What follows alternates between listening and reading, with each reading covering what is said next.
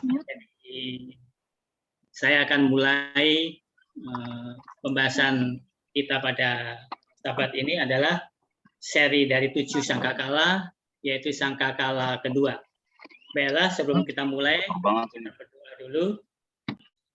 Bapa kami dalam surga, kami ucapkan puji terima kasih Tuhan atas pimpinan kontak kami, sehingga pada sahabat ini Tuhan kami dapat kembali untuk mempelajari firman-Mu. Kami akan pelajari tentang seri 7 sangkakala Tuhan, yaitu sangkakala kedua. Tuntun kami dengan Roh Kudus-Mu Tuhan, dengan demikian apa yang akan kami sampaikan akan bisa kami mengerti, dan semua itu akan mempersiapkan kami semua Tuhan di dalam nama Tuhan Yesus yang 2 kali. Untuk itu Tuhan, tuntun kami semua Tuhan dengan Roh Kudus-Mu, dan demikian kami akan dapat mengerti apa yang kami bahas sepanjang sabat ini. Terima kasih Tuhan, di nama Yesus hamba-Mu berdoa dalam ucap syukur. Amin. Jadi sabat ini kita akan membahas tentang sangkakala kedua. Sabat yang lalu kita sudah bahas tentang sangkakala pertama, dan sekarang ada tentang sangkakala yang kedua. Kita telah pelajari sangkakala pertama, yaitu sangkakala pertama melambangkan kehancuran Yerusalem. Karena orang Yahudi telah menganiaya Yesus dan menyalibkannya, sehingga Kekaisaran Romawi menghancurkan kota Yerusalem pada tahun 70 Masehi. Dan sekarang kita akan mempelajari sangkakala kedua. Sebelumnya mari kita baca sangkakala kedua ini di dalam Wahyu pasal 8 ayat 8 dan 9. Ayat 8.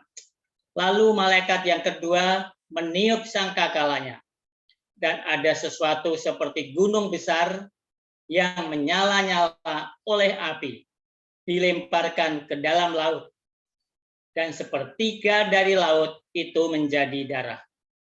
Dan matilah sepertiga dari segala makhluk yang bernyawa di dalam laut. Dan binasalah sepertiga dari semua kapal. Inilah gambaran dari sangkakala kedua. Ada berapa lambang dalam sangkakala kedua?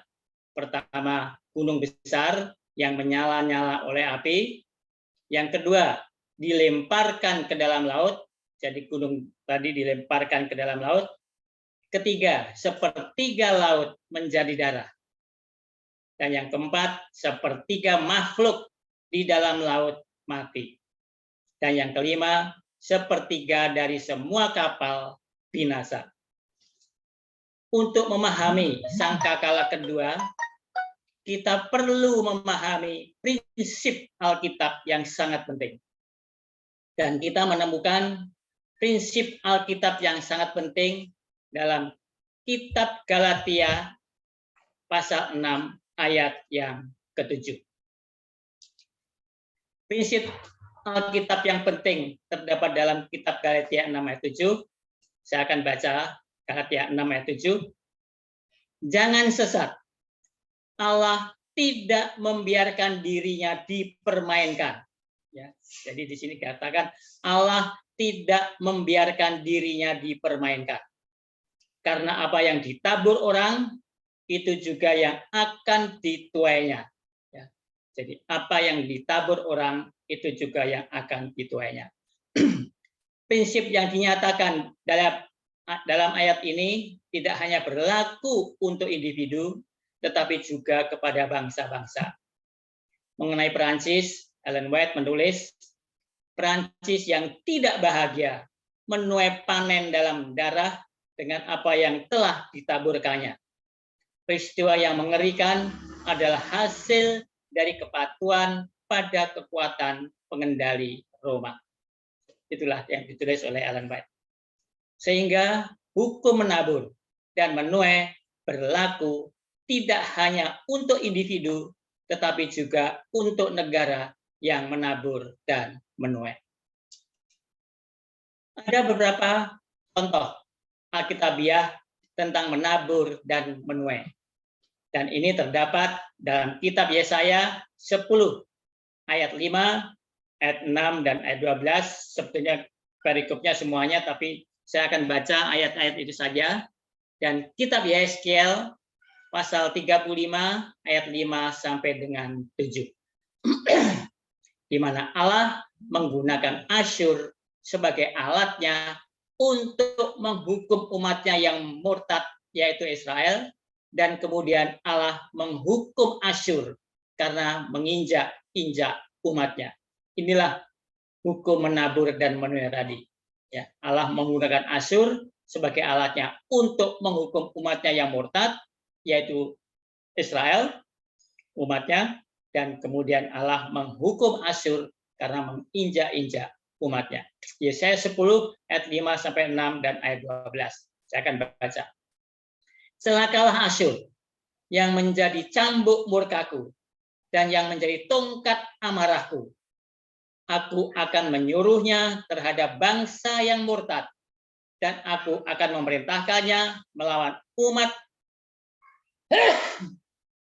sasaran murkaku untuk melakukan perampasan dan penjara, dan untuk menginjak-injak mereka seperti lumpur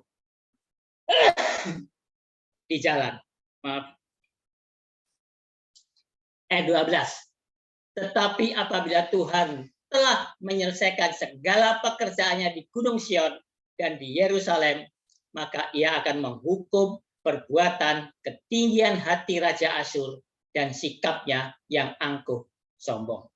Jadi pertama, Asyur akan menghukum Israel, tetapi setelah itu Tuhan akan menghukum perbuatan Raja Asyur karena ketinggian dan sikap yang angkuh dan sombong. Secara prinsip, pertama-tama Tuhan menghukum umatnya yang murtad melalui bangsa lain. Tetapi setelah itu, Tuhan menghakimi bangsa yang menganiaya umat Tuhan. Di dalam Yeskiel 35 ayat 5 sampai dengan 7 dikatakan di situ, oleh karena dalam hatimu terpendam rasa permusuhan yang turun-temurun, dan engkau membiarkan orang Israel menjadi makanan pedang pada hari sial mereka, waktu saatnya tiba untuk penghakiman terakhir.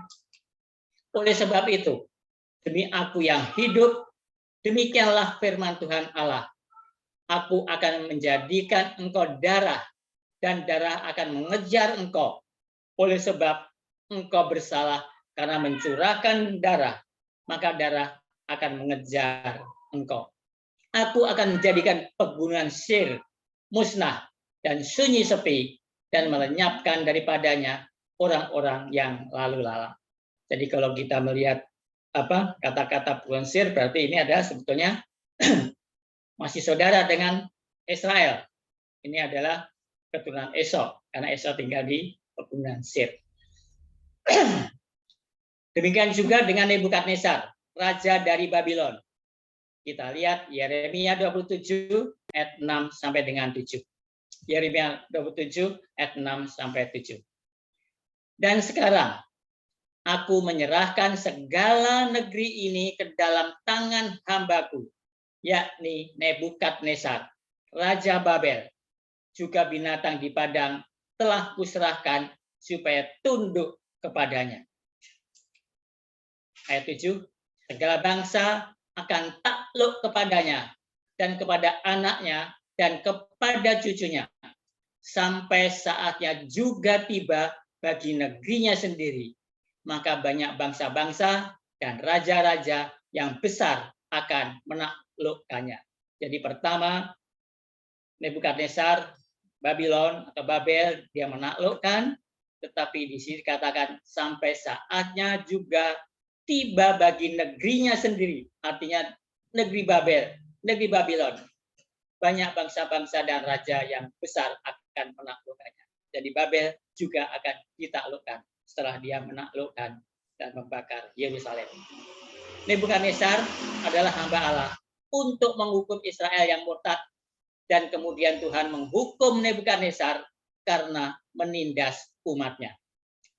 Demikian juga dalam kitab Yeremia pasal 50 dan pasal 51, Saya tidak akan membaca semua pasalnya, tapi hanya ayat-ayat tertentu saja, tetapi nanti bisa dibaca sendiri. Yeremia pasal 50 dan pasal 51 yang menggambarkan bagaimana Allah menghukum Babel karena menindas umatnya. Ini adalah ayat yang sangat penting. Mari kita lihat. Kita lihat Yeremia 50 ayat 14, ayat 15, ayat 17, 18 dan 28. Jadi saya lompat-lompati hanya yang perlu saja, tapi kalau lebih lengkap bisa dibaca perikopnya semuanya di pasal 51, 50 dan 51. Ayat 14. Aturlah barisanmu, menyerang Babel dari segala pihak. Hai semua orang pemanah, panahlah kepadanya.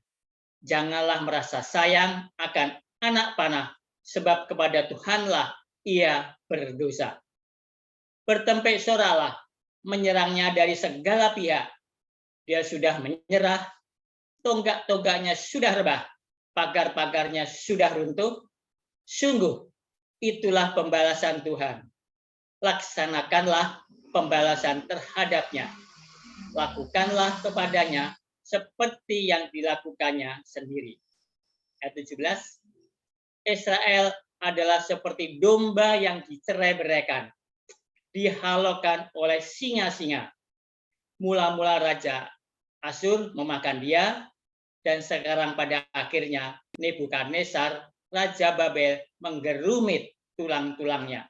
Di sini menggerumit kalau di King James Version, bahasa Inggrisnya adalah head broken atau mematahkan, artinya mematahkan tulang-tulangnya. Jadi menggerumit di sini mematahkan tulang-tulangnya. Mereka telah mematahkan tulangnya sehingga terjadi penindasan terhadap umat Allah. Ayat 18, sebab itu beginilah firman Tuhan semesta alam, Allah Israel. Sesungguhnya aku menghukum Raja Babel dan negerinya seperti aku telah menghukum Raja Asyur. Dengar, pelarian-pelarian dan orang-orang yang terluput dari negeri Babel datang memberitahukan di Sion tentang pembalasan Tuhan Allah kita. Pembalasan karena bait sucinya. Jadi ada prinsip menabur dan menuai lagi di sini. Babel menindas umat Tuhan, oleh karena itu Tuhan membangkitkan bangsa-bangsa yang datang untuk menghancurkan Babel. Jadi pada waktu itu kita lihat, kalau kita lihat di Alkitab, Babel telah menghancurkan Israel, Yehuda dalam hal ini, dan menghancurkan bait suci, tetapi setelah itu Babel juga dihukum oleh Tuhan. Yeremia pasal 51 juga menjelaskan fenomena yang sama. Ini dikatakan dalam Yeremia dimulai pada ayat 24, 34 sampai 35 dan 49 sampai 50. Saya baca mulai ayat 24. Namun aku akan membalaskan kepada Babel dan kepada segenap penduduk negeri orang Kasdim segala kejahatan yang telah mereka lakukan terhadap Sion di depan matamu sendiri. Demikianlah firman Tuhan. Jadi dikatakan di sini orang Kasdim akan dibalaskan karena telah melakukan kejahatan terhadap Sion. Sion di sini adalah dilambangkan sebagai umat Allah. Jadi Babel menindas umat Tuhan, sehingga Tuhan berkata, Tuhan akan membalaskan kepada Babel akan kejahatannya. Ayat 34, aku dimakan habis, dihamburkan oleh Nebukadnezar, Raja Babel. Diletakkan seperti mangkok yang kosong. Ia menelan aku seperti ular naga. Ia memenuhi perutnya dengan pengananku yang enak-enak. Ia membuangkan aku. Ayat 35. Biarlah penggagahan dan penghancuran atasku tertimpa kepada Babel. Begitulah hendaknya berkata penduduk Sion. Biarlah darahku tertimpa kepada penduduk negeri orang Kasdim. Begitulah hendaknya berkata Yerusalem. Ayat 49. Babel akan jatuh oleh karena orang-orang yang mati terbunuh di antara Israel sama seperti jatuhnya orang-orang yang mati terbunuh di seluruh bumi oleh karena Babel. Kamu, orang-orang yang terluput dari pedang, pergilah, jangan berhenti. Ingatlah dari jauh kepada Tuhan, dan biarlah Yerusalem timbul lagi dalam hatimu. Jadi ini adalah prinsip menuai, menabur, dan menuai. Apapun suatu bangsa atau sebuah kerajaan atau individu akan menuai dari apa yang ditabur atau menuai dari apa yang telah dilakukan. Pada sangkakala pertama, apa yang dilakukan bangsa Yahudi? Bangsa Yahudi menyalibkan Yesus dan menganiaya para pengikut umat Tuhan. Maka yang terjadi adalah Tuhan menggunakan orang Romawi untuk menghukum bangsa Yahudi yang menyalibkan Yesus dan menganiaya umat Tuhan. Siapa yang menghancurkan Yerusalem pertama kalinya? Ya, jadi kalau yang sangkakala pertama kan kehancuran Yerusalem, yang kedua kali. Yang kedua kali. Tapi di sini dikatakan siapa yang menghancurkan Yerusalem pertama kalinya, yaitu menghancurkan Yerusalem pertama kalinya pada tahun 586 sebelum Masehi. Apakah Tuhan atau Raja Nebukadnezar atau bangsa Israel menghancurkan dirinya sendiri? Ya, jadi siapa yang menghancurkan? Tuhan atau Raja Nebukadnezar atau bangsa Israel menghancurkan dirinya sendiri? Jawabannya adalah semuanya itu.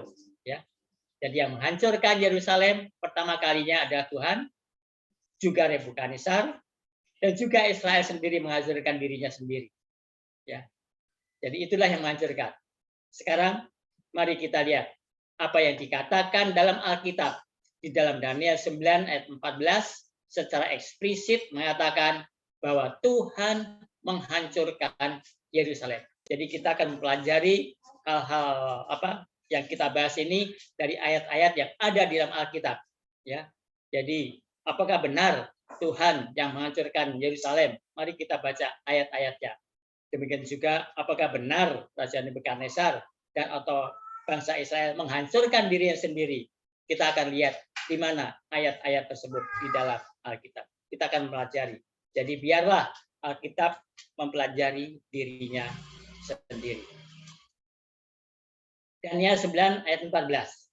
Sebab itu Tuhan bersiap dengan malapetaka itu dan mendatangkannya kepada kami.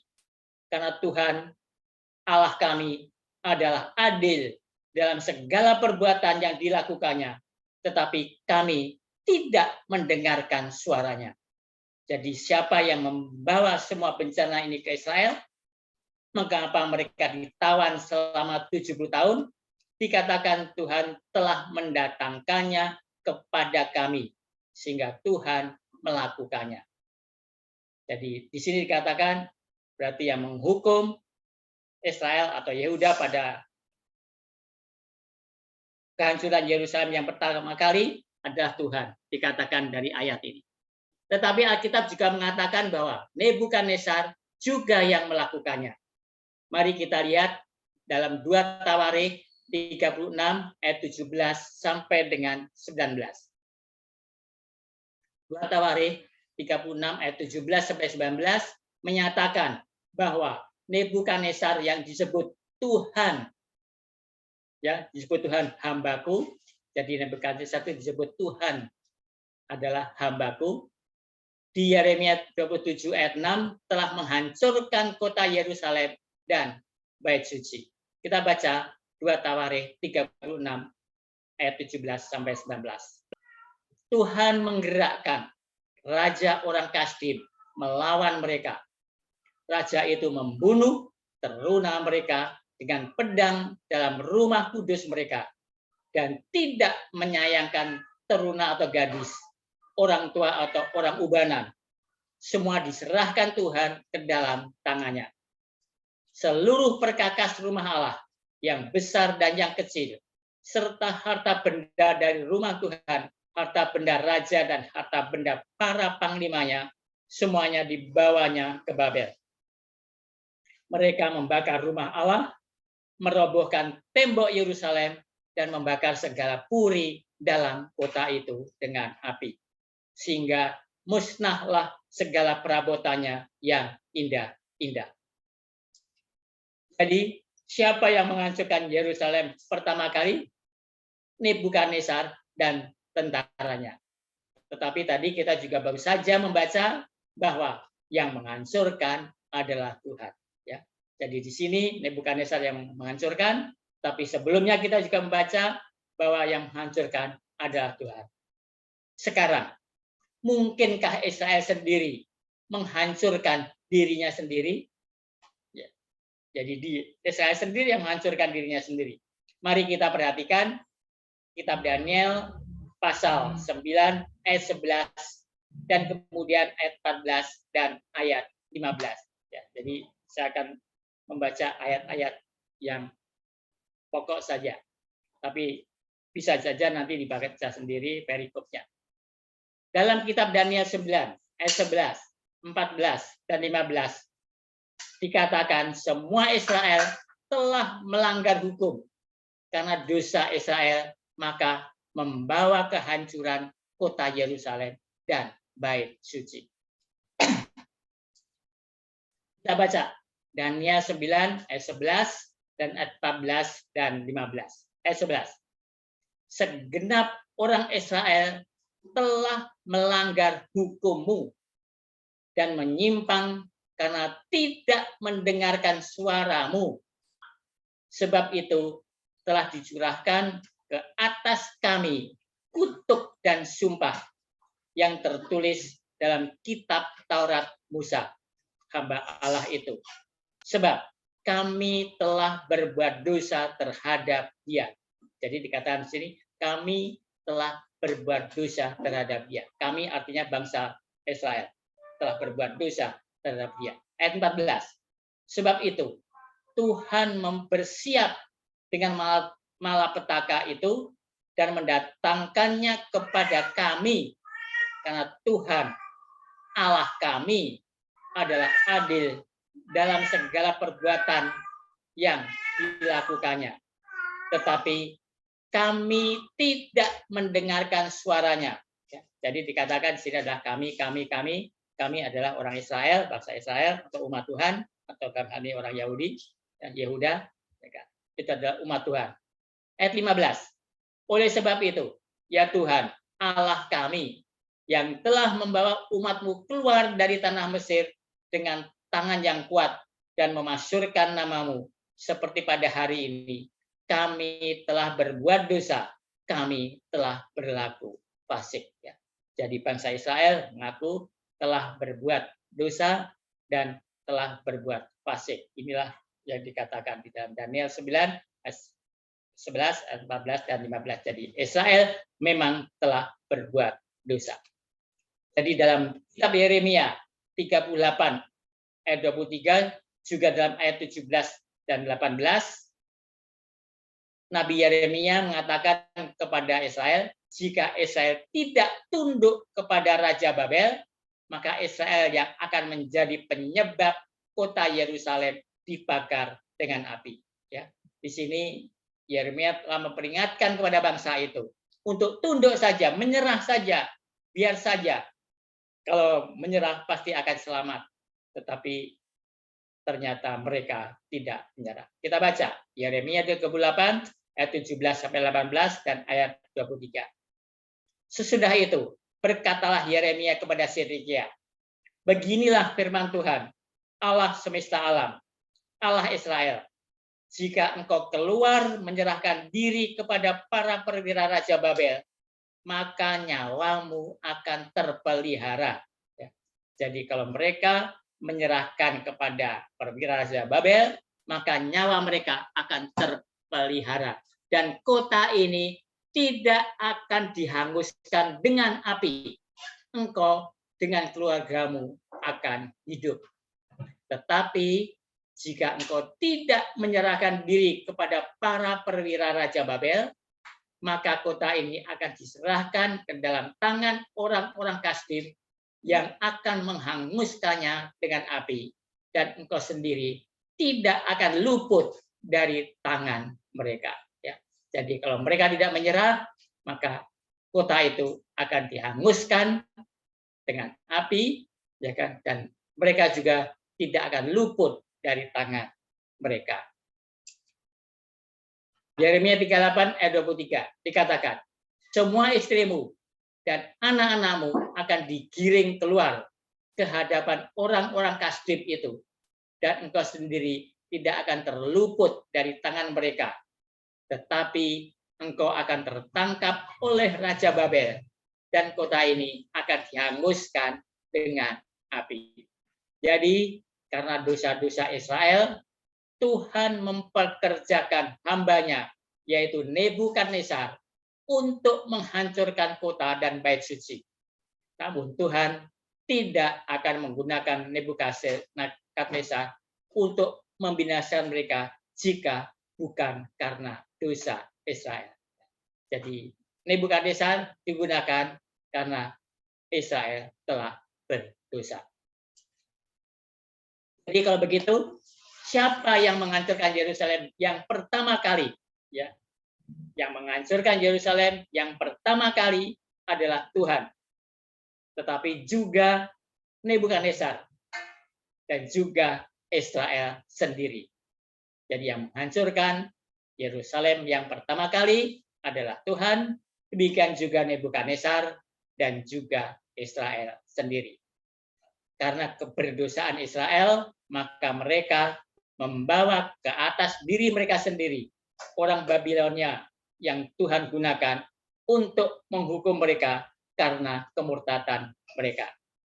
Dengan kata lain, Israel karena pilihannya sendiri yang berdosa membawa kehancuran pada dirinya sendiri. Inilah kehancuran kota Yerusalem yang pertama. Sekarang bagaimana dengan kehancuran kota Yerusalem yang kedua pada tahun 70, antara tahun 66 Masehi dan tahun 70 Masehi. Itulah kejadiannya. Jadi ini kita masih review dulu dengan kehancuran kota Yerusalem, baru nanti kita akan bahas tentang sangkakala kedua. Kehancuran kota Yerusalem yang kedua. Daniel 9 ayat 26 menyatakan bahwa rakyat seorang raja menghancurkan Yerusalem yang kedua dalam tahun 70 Masehi. Kita baca ayatnya. Daniel 9 ayat 26. Ini adalah tentang nubuatan 70 minggu. Sesudah ke-62 kali 7 masa itu, akan disingkirkan seorang yang telah diurapi, padahal tidak ada salahnya apa-apa. Maka datanglah rakyat seorang raja.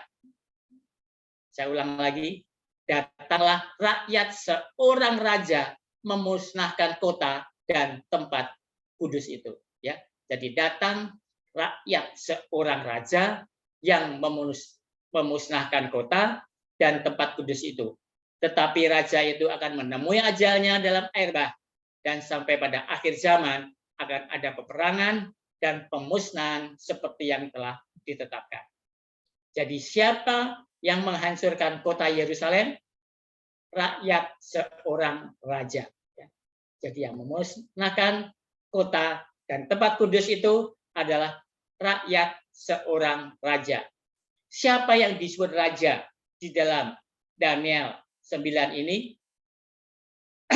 Sehingga dengan kita tahu rajanya, siapa yang menjadi rakyatnya, itulah kalau kita lihat hubungannya.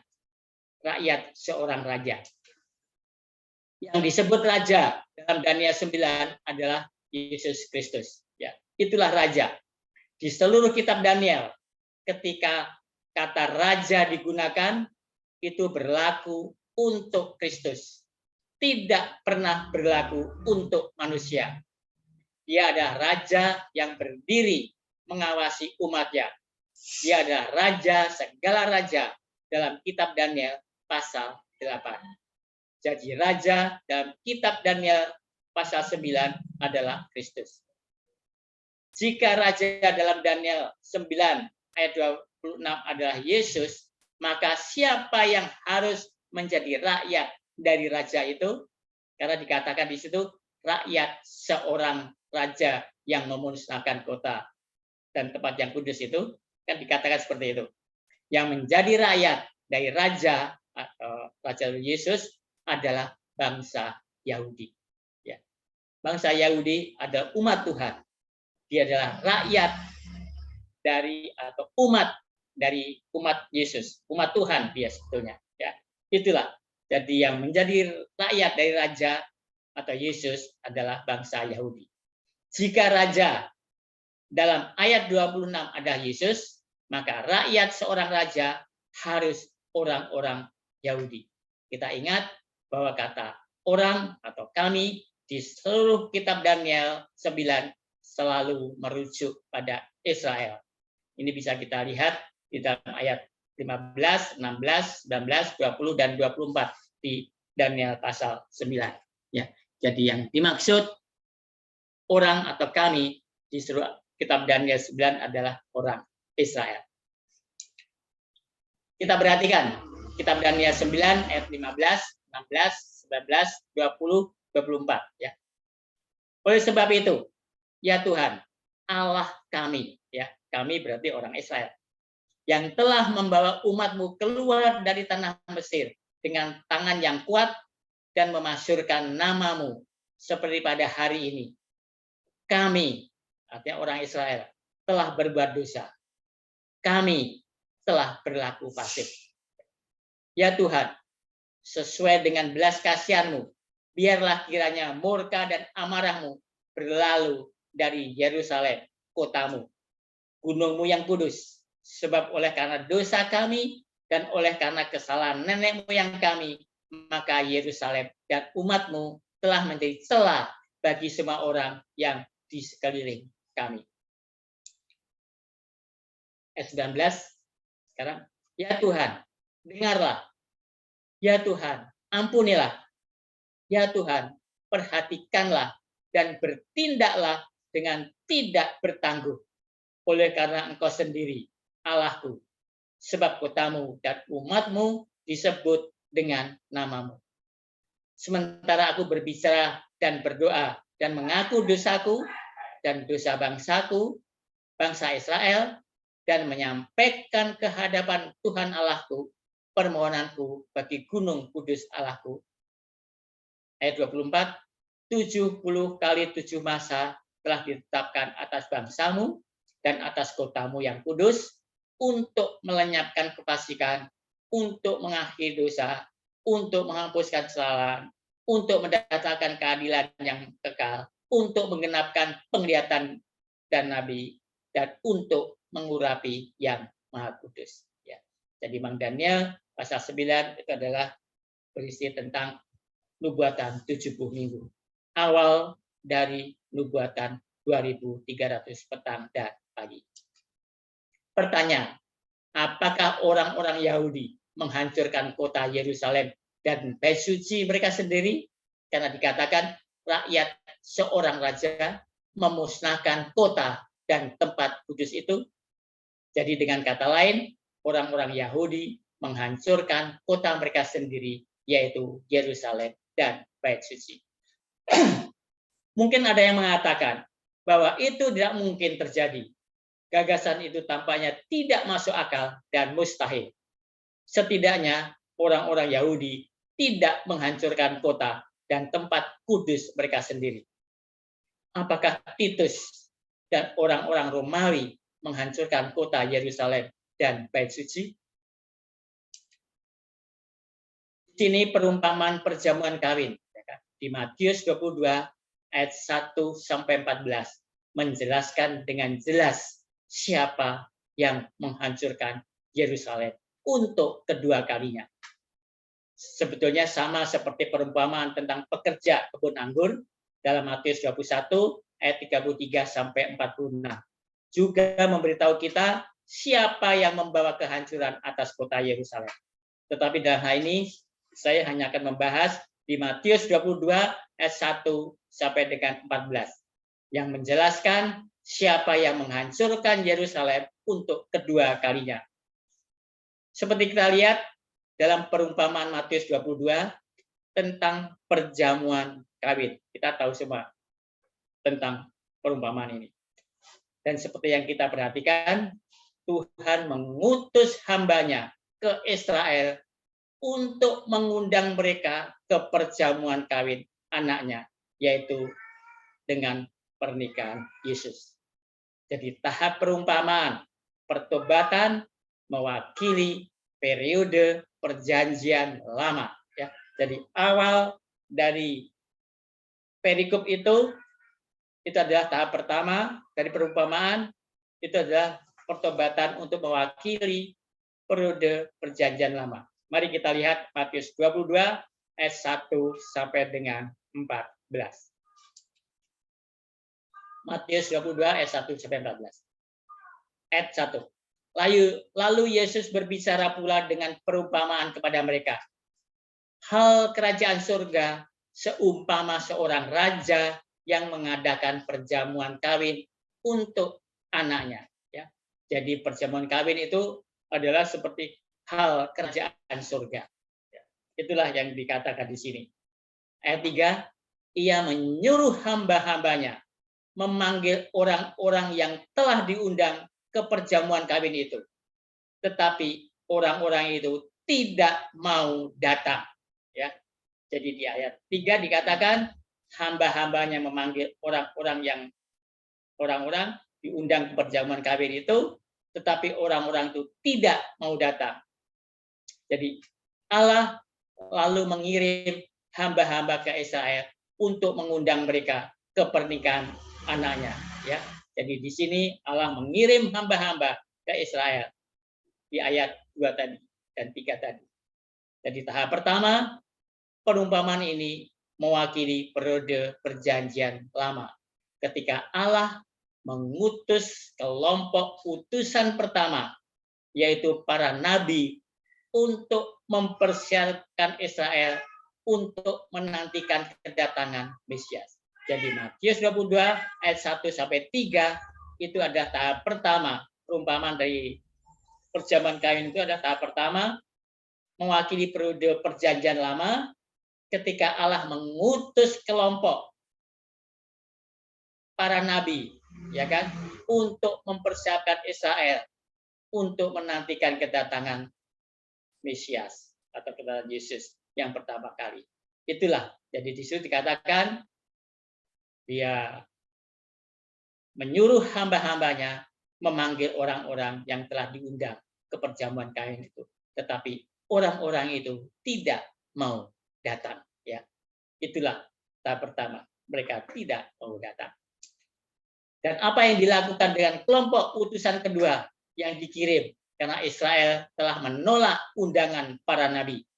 Ayat 4, ia menyuruh pula hamba-hamba lain, ya kan? Pertama hamba-hambanya, sekarang menyuruh pula hamba-hamba lain. Artinya ini kelompok utusan yang kedua dari raja itu. Pesannya, katakanlah kepada orang-orang yang diundang itu, sesungguhnya hidangan telah kusediakan, lembu-lembu jantan dan ternak piaraanku telah disembelih, semuanya telah tersedia, datanglah ke perjamuan kawin ini. Tetapi ayat 5, tetapi orang-orang yang diundang itu tidak mengindahkannya.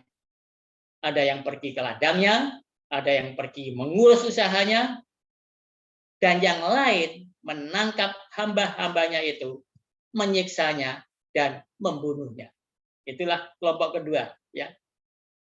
Hamba-hambanya disuruh lagi, yang kelompok kedua ini, tapi justru mereka ada yang ditangkap, ada yang disiksa dan dibunuh, ya kan. Itulah kelompok yang kedua.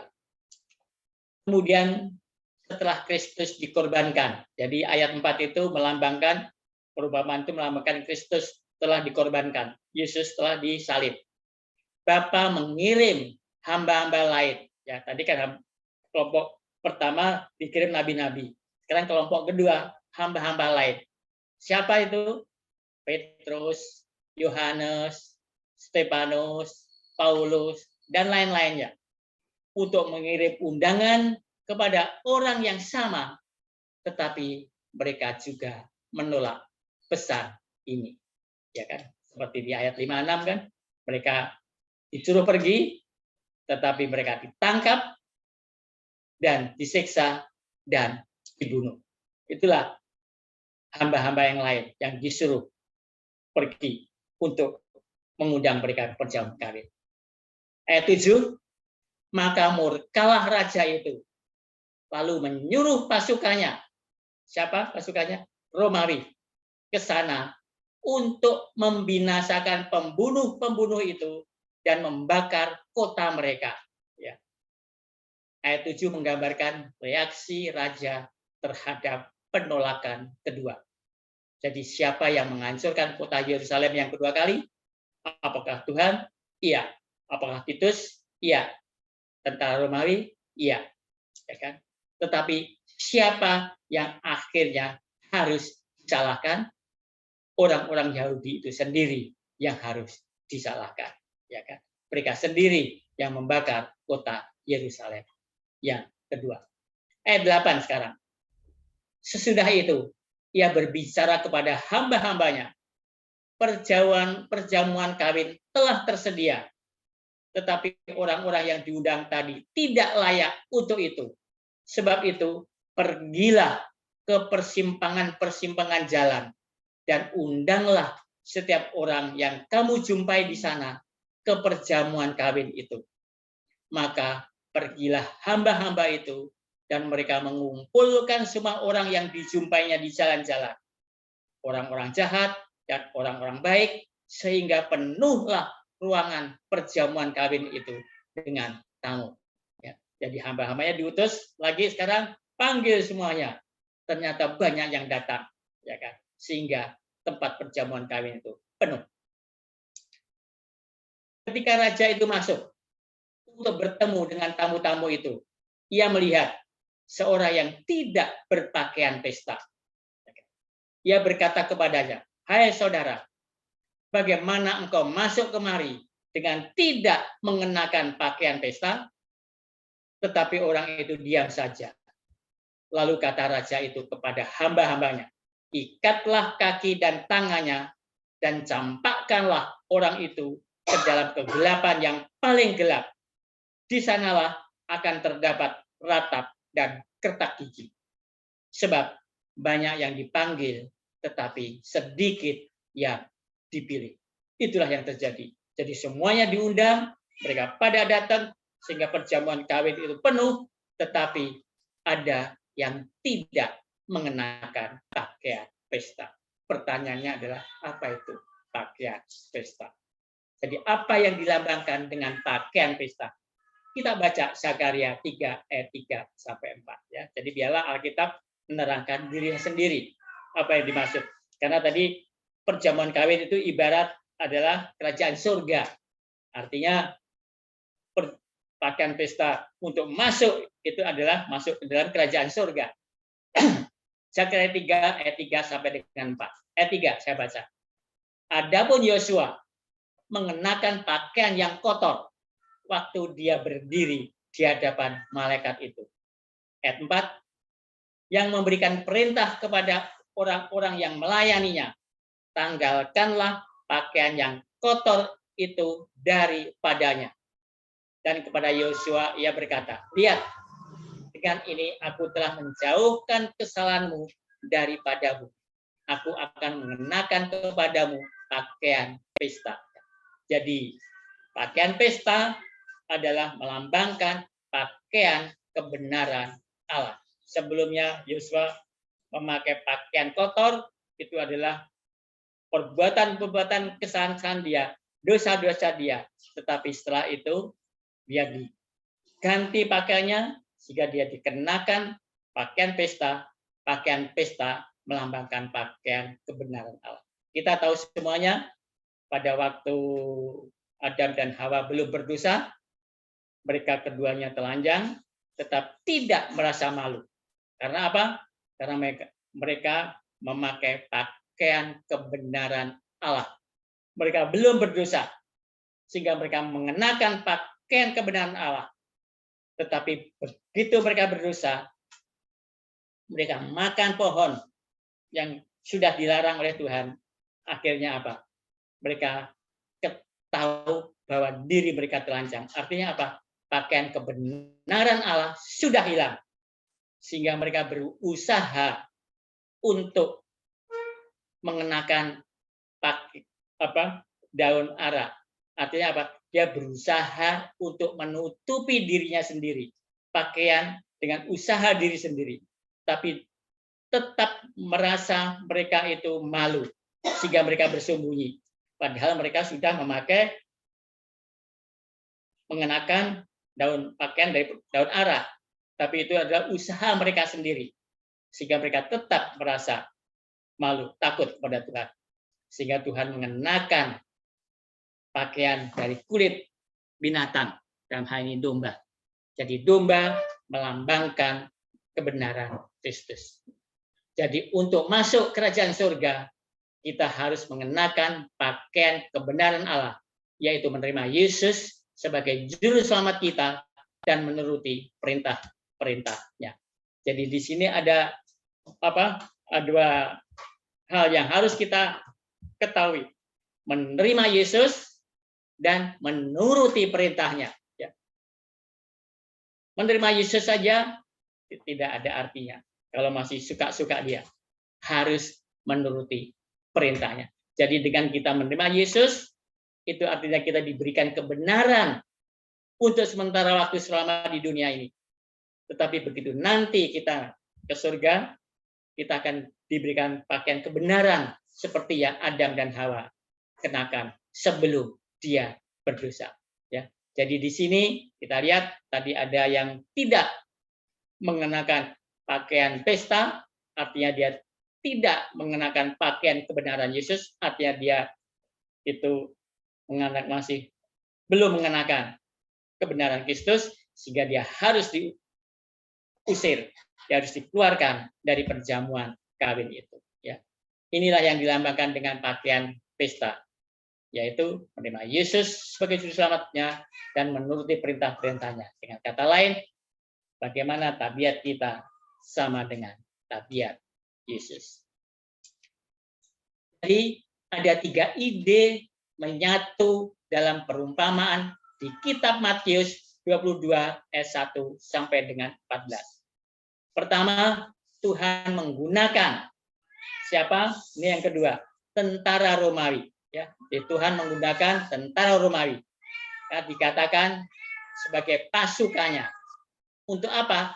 Menghancurkan. Itu yang ketiga. Menghancurkan siapa? Para pembunuh itu dan membakar kota mereka. Jadi jelas orang-orang Yahudi dengan menolak Mesias, mereka membawa kehancuran atas kota mereka sendiri.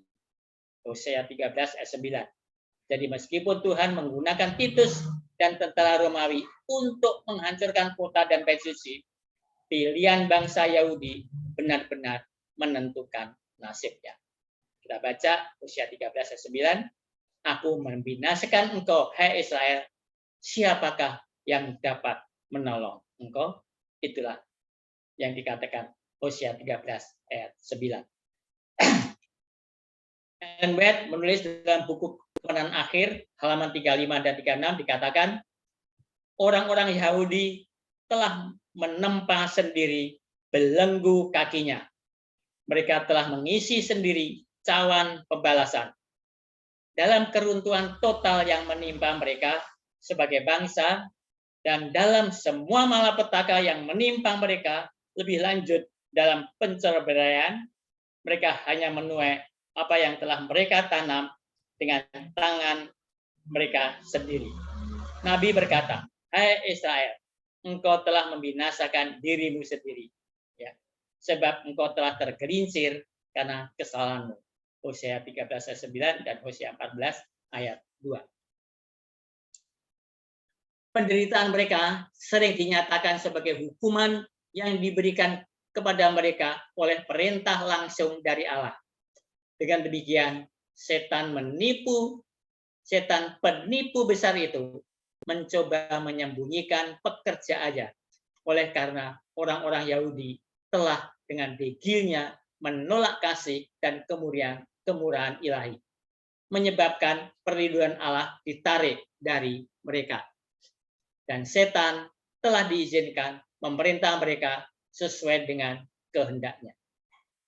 Kekejaman hebat yang berlaku selama keruntuhan kota Yerusalem adalah suatu pertunjukan kuasa balas dendam setan atas mereka yang diserahkan kepada pengendaliannya. Apa ini ada hubungannya dengan sangkakala kedua?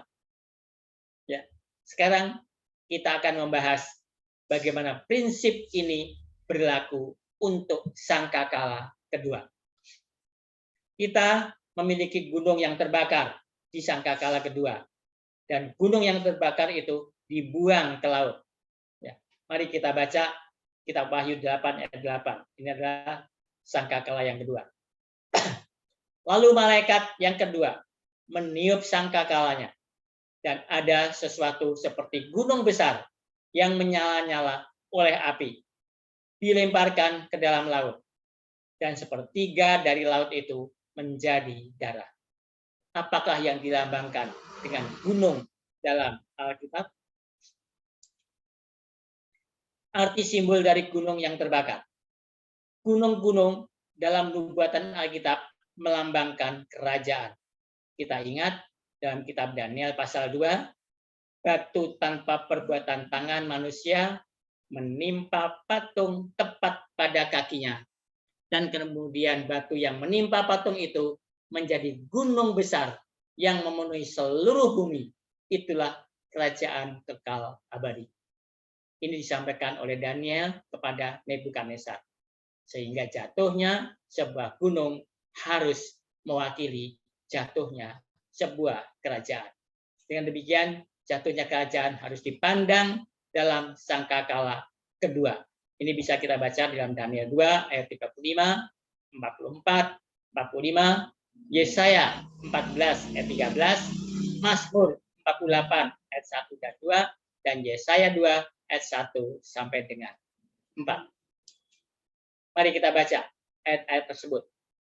Pertama, kitab Daniel 2 ayat 35 dan 44 sampai 45.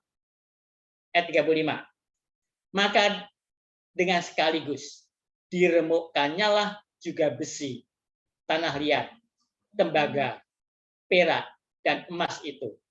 Dan semuanya menjadi seperti sekam di tempat pengirikan pada musim panas. Lalu angin menghembuskannya, sehingga tidak ada bekas-bekasnya yang ditemukan. Tetapi batu yang menimpa patung itu menjadi gunung besar yang memenuhi seluruh bumi. Tetapi pada zaman raja-raja,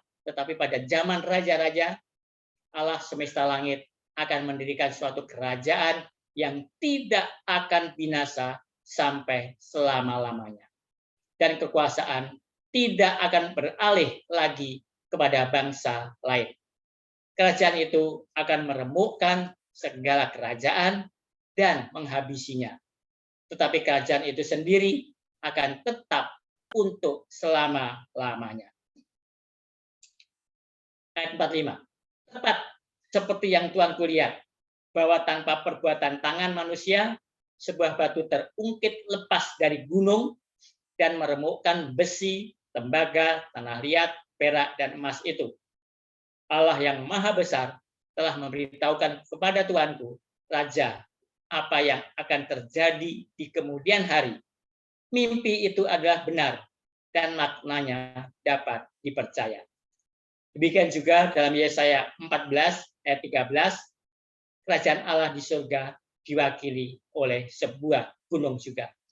Kita ingat Lucifer, dia berkata dalam Yesaya 14 ayat 3, dikatakan begini, ayat 13. Engkau yang tadinya berkata dalam hatimu, aku hendak naik ke langit, aku hendak mendirikan tahtaku mengatasi bintang-bintang Allah, dan aku hendak duduk di atas bukit pertemuan, jauh di sebelah utara.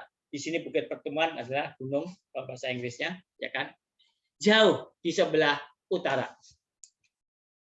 Jadi sekali lagi, gunung itu melambangkan kerajaan Tuhan. Di dalam kitab Mazmur 48 ayat 1 dan 2 berbicara tentang tahta Tuhan berada di gunung Sion. Kita baca Mazmur 8 ayat 1 sampai dengan 2. Nyanyian nyanyian. Mazmur Bani Korah. Besarlah Tuhan dan sangat terpuji di kota Allah kita. Gunungnya yang kudus, yang menjulang permai, adalah kegirangan bagi seluruh bumi. Gunung Sion itu jauh di sebelah utara kota raja besar. Di sini katakan Gunung Sion, ya kan? Gunungnya yang kudus. Sekarang Yesaya 2 ayat 1 sampai dengan 4. Saya akan baca di sini. Firman yang dinyatakan kepada Yesaya bin Amos tentang Yehuda dan Yerusalem. Akan terjadi pada hari-hari yang terakhir. Gunung tempat rumah Tuhan akan berdiri tegak di hulu gunung-gunung dan menjulang tinggi di atas bukit-bukit. Segala bangsa akan berduyun-duyun ke sana. Dan banyak suku bangsa akan pergi serta berkata, mari kita naik ke gunung Tuhan, ke rumah Allah Yakub, supaya Ia mengajar kita tentang jalan-jalannya, dan supaya kita berjalan menempuhnya. Sebab dari Sion akan keluar pengajaran dan firman Tuhan dari Yerusalem. Ia akan menjadi hakim antara bangsa-bangsa dan akan menjadi wasit bagi banyak suku bangsa. Maka mereka akan menempa pedang-pedangnya menjadi mata bajak dan tombak-tombaknya menjadi pisau pemangkas. Bangsa tidak akan lagi mengangkat pedang terhadap bangsa dan mereka tidak akan lagi belajar perang. Jadi di sini juga dalam kitab Wahyu pasal 17 ayat 9 kita memiliki binatang naga yang memiliki 7 kepala yang juga diidentifikasi sebagai 7 gunung. Dan apa yang dilambangkan oleh 7 gunung atau kepala itu kita baca Wahyu 17 ayat 9. Yang penting di sini ialah akal yang mengandung hikmat. Ketujuh kepala itu adalah 7 gunung yang di atasnya perempuan itu duduk. Mereka mewakili 7 kerajaan berturut-turut yang dimulai dengan Babel atau Babylon dan berakhir dengan kekuasaan agama yang menggunakan Amerika Serikat untuk mencapai tujuannya. Jadi sebuah gunung mewakili sebuah kerajaan. Sekarang dari mana bahasa ini berasal? Seperti yang dikatakan, seperti gunung besar yang menyala-nyala oleh api dilemparkan ke dalam laut. Itulah tadi yang dikatakan di dalam sangkakala kedua. Kita harus kembali ke perjanjian lama untuk memahaminya. Mari kita kembali ke kitab Yeremia pasal 50 yang berbicara tentang hukuman yang akan dijatuhkan Allah atas Babel sesungguhnya atau harfiah. Karena Babel telah menganiaya umat Tuhan dan membawa mereka ke pembuangan. Ya. Jadi kita melihat biarlah Alkitab menerangkan dirinya sendiri. Yeremia pasal 50 dan ayat 3, ayat 9, ayat 10, dan ayat 41 dan 42. Sebenarnya akan menyenangkan untuk membaca seluruh pasal 50 dan 51. Tetapi mungkin terlalu banyak waktunya, mungkin nanti bisa dibaca sendiri. Karena itu menggambarkan hukuman atas Babel. Ya. Jadi Yeremia pasal 50 dan 51 menggambarkan hukuman atas Babel. Tapi saya akan membaca hanya pasal 50, pasal 50, ayat 3, 9, 10, 41, dan 42.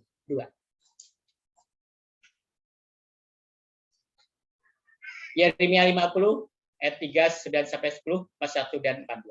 Maka suatu bangsa maju menyerangnya dari utara, membuat negerinya menjadi tempat tandus. Tidak ada lagi yang diam di dalamnya. baik manusia maupun binatang.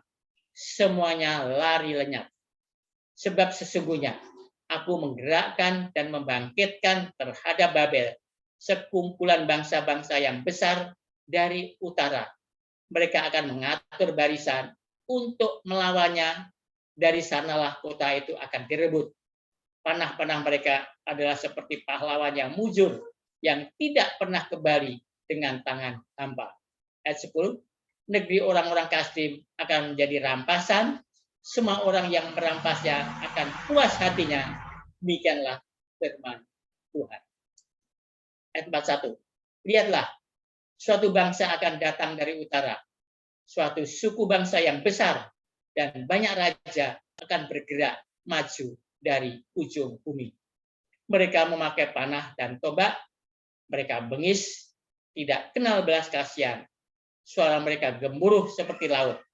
Mereka mengendarai kuda, berlengkap seperti orang maju berperang, menyerang engkau, hei putri Babel.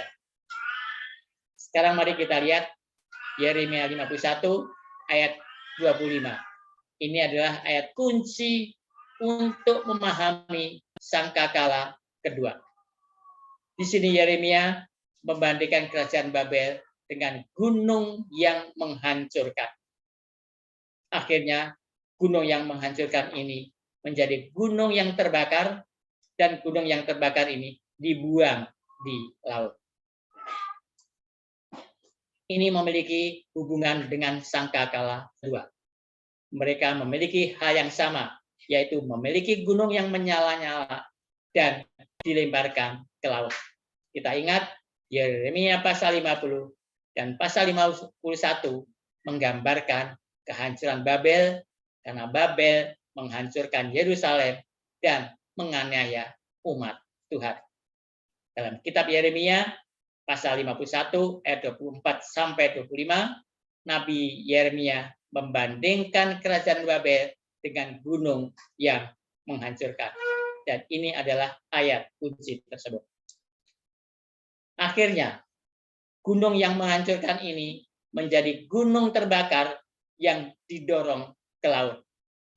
Ini adalah ayat kunci untuk memahami trompet kedua. Yeremia 51 ayat 24 dan 25. Namun, aku membalaskan kepada Babel dan kepada segenap penduduk negeri orang Kasdim segala kejahatan yang telah mereka lakukan terhadap Sion di depan matamu sendiri. Demikianlah firman Tuhan. Mengapa Tuhan akan melakukan ini? Mengapa orang Kasdim akan dihukum Tuhan? Oleh karena kejahatan yang telah mereka lakukan di Sion. Maka dikatakan di depan matamu sendiri. Sesungguhnya, ayat 25 sekarang. Sesungguhnya aku menjadi lawanmu, hei gunung pemusnah. Demikianlah firman Tuhan, yang memusnahkan seluruh bumi. Aku akan mengacungkan tanganku kepadamu, menggulingkan engkau dari bukit batu, dan membuat engkau menjadi gunung api yang telah padam. Ini adalah sumber untuk terminologi dalam sangkakala kedua. Begitu juga sangkakala kedua memiliki hubungan dengan Babylon atau Babel. Sehingga jika sangkakala kedua adalah setelah kehancuran Yerusalem, bagaimana kita bisa berbicara tentang Babylon? Ya, di sini terminologinya adalah Babel atau Babylon. Padahal yang kita bicarakan tadi adalah sangkakala kedua adalah kehancuran Yerusalem. Bagaimana hubungannya ini antara kehancuran Yerusalem dengan Babel? Fakta bahwa sangkakala kedua menggambarkan gunung sebagai yang besar membawa kepikiran Babel besar. Nanti dalam kitab Wahyu, yaitu dalam Wahyu 16 ayat 19, Wahyu 17 ayat 1 dan 5, Wahyu 18 ayat 2 dan 21, kita akan baca ini, ya kan, tentang Babel besar. Lalu terbelahlah kota besar itu menjadi 3 bagian, dan runtuhlah kota-kota bangsa-bangsa yang tidak mengenal Allah. Maka teringatlah Allah akan Babel yang besar itu untuk memberikan kepadanya cawan yang penuh dengan anggur kegeraman murkanya. Wahyu 17 ayat 1 dan 5. Lalu datanglah seorang dari ketujuh malaikat yang membawa ketujuh cawan itu dan berkata kepadaku, mari ke sini. Aku akan menunjukkan kepadamu putusan atas pelacur besar yang duduk di tempat yang banyak airnya. Ayat 5. Dan pada dainya, artinya dai daripada perempuan tadi, tertulis suatu nama, suatu rahasia, Babel besar, ibu dari wanita-wanita pelacur dan dari kekejian bumi. Dan kalau kita baca Wahyu 2 dan Wahyu 18 ayat 2 dan 21 dikatakan, dan ia berseru dengan suara yang kuat, katanya, sudah rubuh Babel, kota besar itu. Dan ia telah menjadi tempat kediaman roh-roh jahat dan tempat bersembunyi semua roh najis dan tempat bersembunyi segala burung yang najis dan yang dibenci. Ayat 21, dan seorang malaikat yang kuat mengangkat sebuah batu sebesar batu kilangan lalu melemparkannya ke dalam laut. Katanya, demikianlah Babel, kota besar itu akan dilemparkan dengan keras ke bawah dan ia tidak akan ditemukan lagi. Jadi gunung besar yang terbakar dilemparkan ke dalam laut adalah kerajaan Babel atau Babylon. Apa simbol dari laut? Kita telah pelajari bahwa gunung yang terbakar yang dilemparkan ke laut melambangkan Babylon atau Babel. Dikatakan apa yang akan terjadi pada Babylon dan apa yang digambarkan oleh laut yang dilempari oleh gunung yang menyala-nyala. Mari kita lihat kitab Yeremia pasal 51 ayat 42. Yeremia 51 ayat 42. Laut telah naik meliputi Babel, gelombang-gelombangnya yang menderu telah melingkupinya. Jadi begitu juga gunung berapi yang dilemparkan ke laut. Ya, jadi ini di sini katakan gelombang-gelombangnya yang menderu telah melingkupinya. Ya, artinya melingkupi daripada Babel itu. Pertanyaannya, apa yang dilambangkan dengan laut? Mari kita lihat kitab Yesaya pasal 17 ayat 12 hingga 14. Biarlah Alkitab menafsirkan dirinya sendiri. Ombak laut menghancurkan Babel dan membuatnya sepi. Dalam hal ini, laut mewakili banyak negara yang muncul melawan Babel dan menghancurkannya. Yesaya 17 ayat 12 sampai 14. Mari kita baca. Di mana di sini banyak negara yang muncul melawan Babel dan menghancurkannya. Wahai ributnya banyak bangsa-bangsa. Mereka ribut seperti ombak laut menderu. Gaduhnya suku-suku bangsa. Mereka gaduh seperti gaduhnya air yang hebat. Jadi ombak laut menderu dilambangkan sebagai banyaknya orang. Jadi apa yang akan terjadi pada Babel?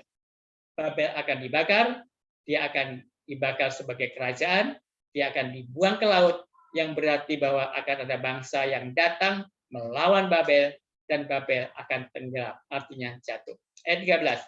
Suku-suku bangsa gaduh seperti gaduhnya air yang besar, tetapi Tuhan menghardiknya, sehingga mereka lari jauh-jauh, terburu-buru seperti sekam di tempat penumbukan dihembus angin, dan seperti dedak ditiup puting beliung. Ayat 14, menjelang waktu senja, sesungguhnya ada kedahsyatan.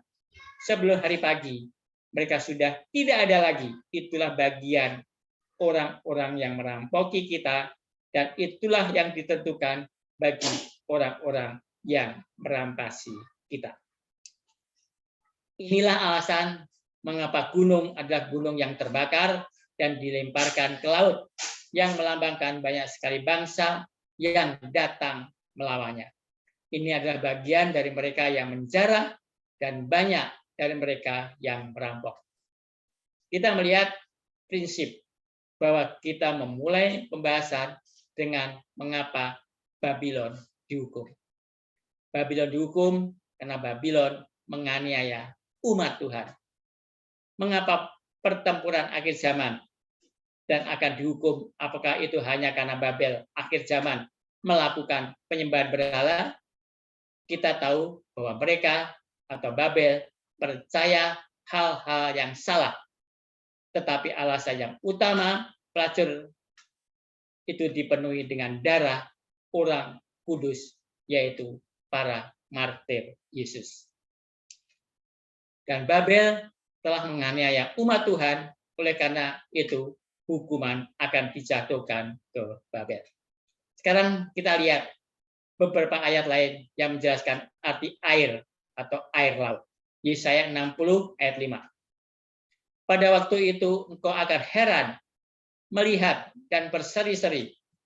Engkau akan tercengang dan akan berbesar hati.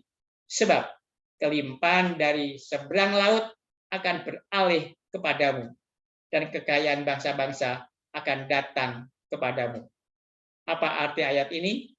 Ini menjelaskan kekayaan bangsa-bangsa lain atau bangsa non-Yahudi akan datang kepada kita. Sehingga kemudian bangsa-bangsa bukan Yahudi adalah bangsa-bangsa yang diwakili oleh kelimpahan laut, dan kitab Wahyu memberitahu kita dalam Wahyu 17 ayat 15. Kita baca Wahyu 17 ayat 15. Lalu ia berkata kepadaku, semua air yang telah kau lihat di mana wanita pelacur itu duduk adalah bangsa-bangsa dan rakyat banyak dan kaum dan bahasa. Jadi apa yang akan terjadi kemudian dengan dikatakan gunung terbakar dan dibuang ke laut, itu berarti bahwa bangsa ini akan jatuh seperti gunung yang terbakar, seperti kerajaan jatuh ke laut, dan laut akan menenggelamkan bangsa ini, dan tidak akan banyak sekali bangsa yang datang melawannya. Jadi kalau kita perhatikan kitab Yeremia 51 ayat 60 hingga 64 dikatakan, Yeremia telah menuliskan dalam sebuah kitab segenap malapetaka yang akan menimpa Babel, yakni segala perkataan yang tertulis di sini mengenai Babel. Ya, itulah yang dituliskan Yeremia. 61. Kata Yeremia kepada Seraya, jika engkau tiba di Babel, ya karena memang Yeremia tidak sampai ke Babel, ya dia hanya menyuruh Seraya, jika engkau tiba di Babel, maka ikhtiarkanlah supaya engkau dapat membacakan segala perkataan ini. Dan katakanlah, Tuhan, engkau telah berfirman tentang kota ini, bahwa engkau akan melenyapkannya, sehingga tidak ada lagi yang diam di dalamnya, baik manusia maupun hewan. Dan sehingga kota ini akan menjadi tempat tandus untuk selama-lamanya. Ini adalah simbol dari kejatuhan Babel. Sekarang kita baca ayat 63. Apabila engkau selesai membacakan kitab ini, maka ikatkanlah sebuah batu kepadanya, lalu lemparkanlah ia ke tengah-tengah sungai Efrat, sambil berkata, beginilah Babel akan tenggelam dan tidak akan timbul-timbul lagi, oleh karena malapetaka yang kudatangkan atasnya. Sampai di sini perkataan-perkataan Yeremia. Ya. Jadi ini adalah nubuatan Yeremia bahwa Babel akan tenggelam, dia akan hilang, dia akan dilempar ke dalam lautan. Jadi dikatakan Babylon adalah gunung besar. Babylon menganiaya umat Tuhan, karena itu Babylon yang seperti gunung yang menyala-nyala oleh Tuhan akan dibuang ke laut. Wahyu 18 ayat 21 mengatakan begini. Dan seorang malaikat yang kuat mengangkat sebuah batu sebesar batu kilangan, lalu melemparkannya ke dalam laut. Katanya, demikianlah Babel, kota besar itu akan dilemparkan dengan keras ke bawah, dan ia tidak akan ditemukan lagi. Jadi laut melambangkan banyak sekali bangsa yang akan datang melawannya dan menjarahnya. Itulah gambaran yang kita miliki di sini. Sekarang kerangka waktu gunung yang terbakar, ya kan? Waktu gunung yang terbakar. Sejak zaman Daniel, 4 kerajaan besar telah berkuasa dan jatuh. Mereka adalah Babel, Medio Persia, Yunani, dan Roma.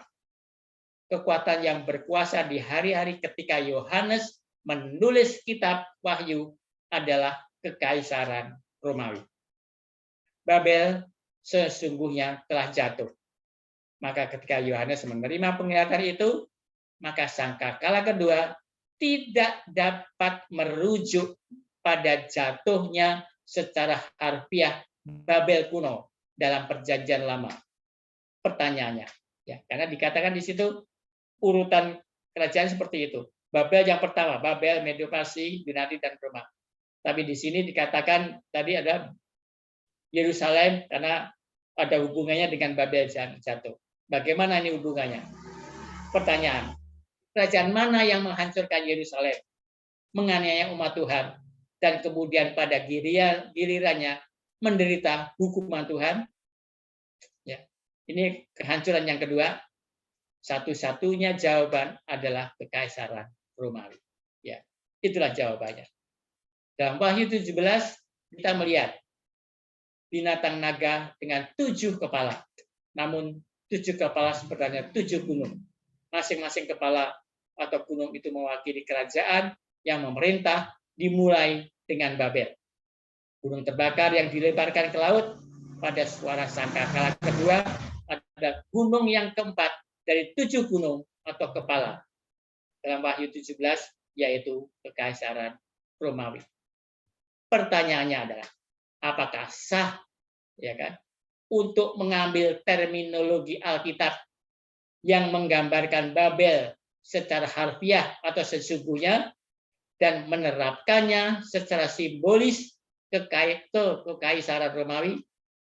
Jawabannya adalah ya, dengan beberapa alasan. Kita akan melihat ayat-ayat yang lain yang mendukung pernyataan ini. Tahukah kita bahwa pada saat Yohanes menulis kitab Wahyu, orang-orang percaya bahwa Roma adalah Babel baru? Mereka menghubungkan Babel kuno dengan Roma. Mari kita lihat 1 Petrus 5 ayat 13. Ayat yang misterius itu di kesimpulan dari surat pertama Petrus, dan dia mengirim surat pada seseorang yang tinggal di Babylon. Ya. Jadi 1 Petrus 5 ayat 13 ini Petrus mengirim surat kepada seseorang yang tinggal di Babylon. Kita baca 1 Petrus 5 ayat 13. Salam kepada kamu sekalian dari kawanmu yang terpilih yang di Babylon, ini adalah Babel, dan juga dari Markus anakku. Jadi dalam ayat ini dikatakan Petrus mengirim surat ke Babylon. Demikian juga Markus. Banyak sarjana percaya bahwa Babylon atau Babel dalam ayat ini ada referensi tersamar untuk Roma atau Kekaisaran Romawi. Tuhan menunjuk Petrus sebagai rasulnya kepada orang-orang Yahudi dan Paulus kepada orang-orang bukan Yahudi. Pada waktu Petrus menulis surat pertamanya, dia sudah dekat dengan akhir hidupnya. Dan kita tahu bahwa pada akhir hidupnya dia berada di Roma, di mana dia akan mati sebagai martir di tangan Nero. Jadi tidak masuk akal bagi Petrus untuk menulis dari Roma dan mengirim salam ke orang lain yang tinggal di Babel atau Babilonia. Kata-kata dia yang berada di Babel menyapa kamu sekalian dan begitu juga Markus anakku tidak masuk akal, kecuali salam itu diberikan di tempat yang sama dengan Petrus. Ya. Jadi tidak masuk akal Petrus menyapa seseorang di tempat yang jauh di Babel. Itu pasti dia menyapa sesamanya di tempat yang sama. Mengapa Petrus yang berada di Roma mengirim salam kepada orang yang tinggal di Babel, di mana jauhnya dari Roma kurang lebih 2.754 mil jauhnya. jauh sekali, 2 kali Pulau Jawa ya. Pulau Jawa ujung ke ujung 1000 kilo. Ya kan, oh ini mah hampir 3000 ya, 3000 lebih ya. Tidak ada bukti bahwa Petrus pernah tinggal di Babel secara harfiah atau sesungguhnya. Demikian juga Markus pasti di tempat yang sama dengan Petrus. Dengan demikian, kata Babel harus tersamar sebagai referensi Roma. Kita harus ingat bahwa kitab Wahyu mengacu pada Roma sebagai Babel. Nero meninggal pada tahun 68 Masehi, dan pada waktu Nero mati, Petrus telah menjadi martir. Dia juga sudah mati. Jadi Petrus pasti telah meninggal beberapa saat sebelum tahun 68 Masehi. Sebagian besar sarjana menyatakan bahwa Petrus menulis surat pertama antara tahun 64 Masehi dan 68 Masehi. Ellen White mengkonfirmasi bahwa Petrus di akhir hidupnya melayani di Roma dan Nero telah membuat dia menjadi martir. Dikatakan begini, dalam pemeliharaan Tuhan, Petrus diizinkan untuk menutup pelayanannya di Roma, di mana hukuman penjaranya diperintahkan oleh Kaisar Nero di sekitar waktu penangkapan terakhir Paulus. Dengan demikian, kedua rasul veteran yang selama bertahun-tahun telah dipisahkan secara luas dalam pelayanannya mereka, telah memberikan kesaksian terakhir mereka bagi Kristus dalam metropolis dunia, dan telah menumpahkan darah mereka di tanah sebagai benih yang akan dituai sebagai orang-orang kudus dan martir. Jadi, di mana Petrus di akhir hidupnya, dia berada di Roma. Dan dia mengirim salam dikatakan dari Babylon. Jadi Babylon adalah kekaisaran Romawi. Ini cukup masuk akal. Sekarang kita lanjutkan. Pertama-tama, dan itu sangat menarik untuk membahas ini, bahwa ada hubungan antara Babel kuno, yaitu agama Babel kuno yang dipindahkan ke Pergamus di Asia Kecil. Dengan kata lain, agama Babel dipindahkan dari Babel ke Asia Kecil, yaitu ke Pergamus secara khusus. Dan ada bukti sejarah bahwa kemudian agama yang dipindahkan dari Babylon ke Pergamus kemudian dipindahkan ke Roma, khususnya pemujaan dewa matahari atau Mitra. Jadi yang menghubungkan Babylon kuno dan Roma kekafiran adalah Pergamus atau literal Pergamus, ya kan? Pergamus sesungguhnya. Tapi di sini ada sesuatu yang sangat menarik. Ada juga hubungan antara Roma kekafiran dan Roma kepausan melalui Pergamus juga. Bagaimana hubungan Roma kekafiran dengan Roma kepausan melalui Pergamus? Gereja ketika dalam kitab Wahyu, yaitu Pergamus, pada periode Konstantin adalah periode transisi antara Roma kekafiran dan Roma kepausan dari tahun 302 Masehi atau 313 Masehi, tergantung ke peristiwa mana yang kita pilih. Jadi kalau kita bicara tentang Konstantin, dia adalah kaisar dari Romawi. Dan ini adalah kaisar yang masuk ke dalam Kristen. Itu adalah Konstantin. Ya. Dan kalau kita lihat, selama dia menjadi kaisar, tapi dia juga beragama Kristen, sehingga dia menggabungkan antara tradisi-tradisi dari Roma, kekaisaran Roma, dengan doktrin-doktrin agama Kristen. Itulah mulai zamannya Konstantin sebagai kaisar Roma.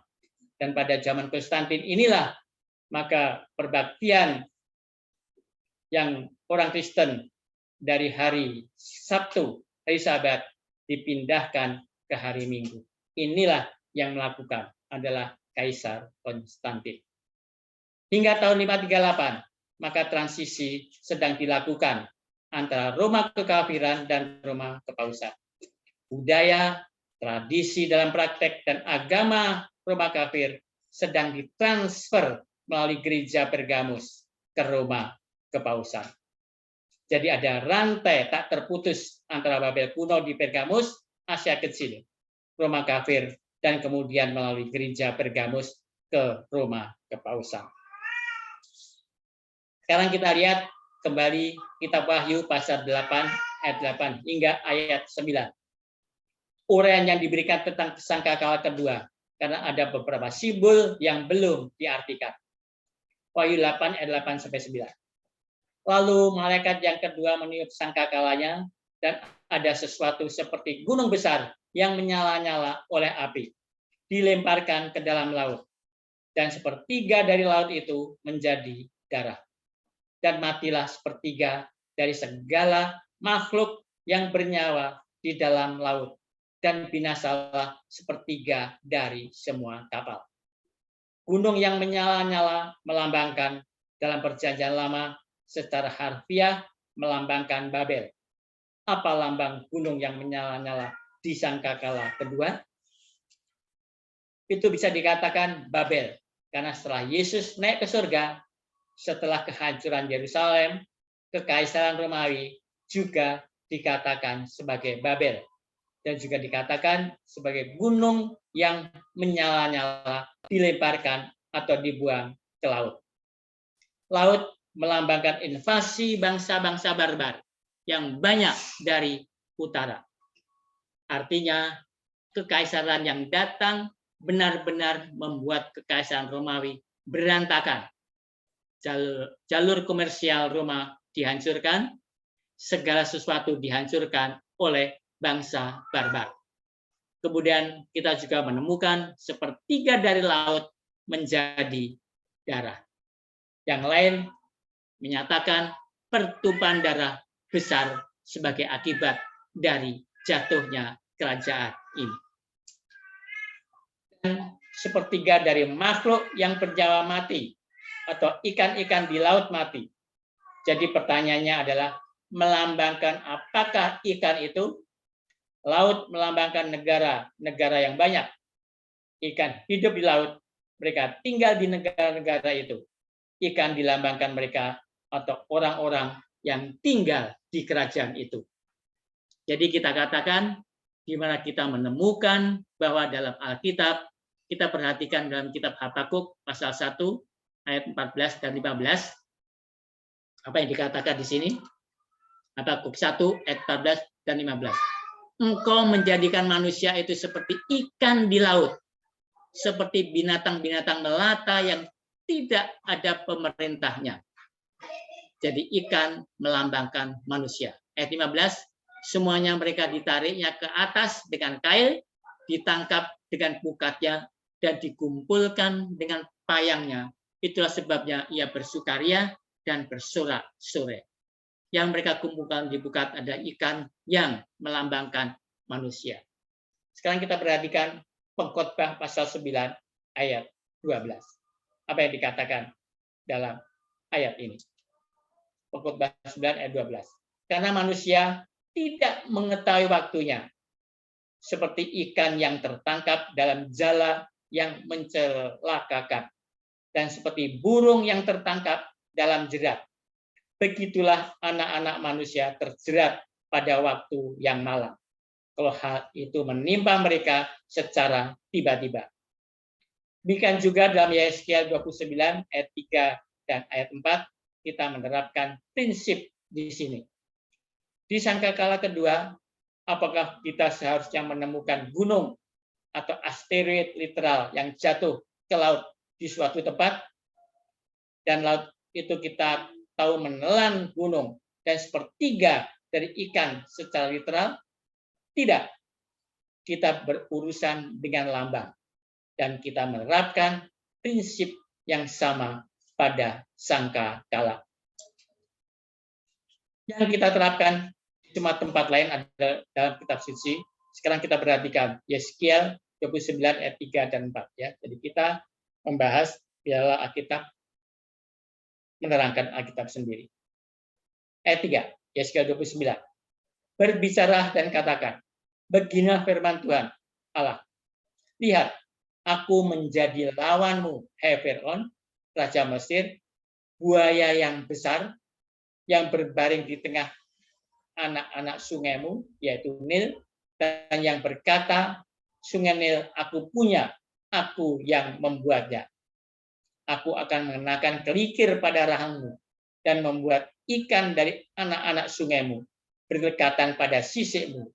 Aku akan mengangkat engkau dari tengah anak-anak sungaimu dengan segala ikannya yang berdekatan pada sisikmu. Yang dilambangkan ikan adalah manusia. Dan dikatakan bahwa ikan melekat pada sisik berarti bahwa ikan akan mati juga jika mereka menempel pada sisiknya. Apa yang lain juga berhubungan dengan ada yang lain yang juga berhubungan adalah Matius 4 ayat 19. Ketika Yesus memanggil murid-muridnya untuk menjadi penjala manusia. Ya. Jadi ayat ini mengatakan ketika Yesus memanggil murid-muridnya untuk menjadi penjala manusia. Dikatakan Matius 4 ayat 18 sampai dengan 19. Dan ketika Yesus sedang berjalan menyusur Danau Galilea, ia melihat dua orang bersaudara, yaitu Simon yang disebut Petrus dan Andreas saudaranya. Mereka sedang menebarkan jala di danau, sebab mereka penjala ikan. Yesus berkata kepada mereka, mari, ikutlah aku, dan kamu akan kujadikan penjala manusia. Dalam ayat ini, apa yang dilambangkan dengan laut? Laut melambangkan dunia ini. Dan apa yang dilambangkan dengan ikan?